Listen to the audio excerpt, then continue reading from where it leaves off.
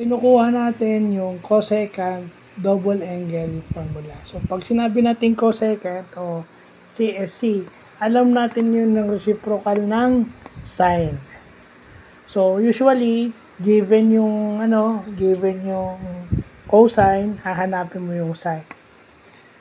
Nakuha mo yung sine, gagamit ka ng double angle, sine double angle identity. Pag nakuha mo yung double angle identity ng sine, pwede mo nang kunin yung cosine kasi yung cosine, yung cosecant 2 theta is reciprocal ng 2 sin theta. So 1 over 2 sin theta cosine theta. So yun lang siya. Mas mahaba kumpara mo sa cotangent pero as in nakakalito. Okay, nakakalito siya pero tatry natin pag whole number.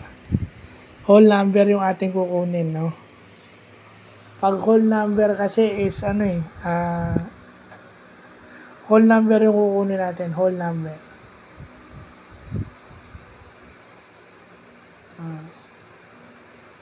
Whole number yon. So siguro whole number yung cosine whole number, di ba? Tapay natin yan. So yun lang po.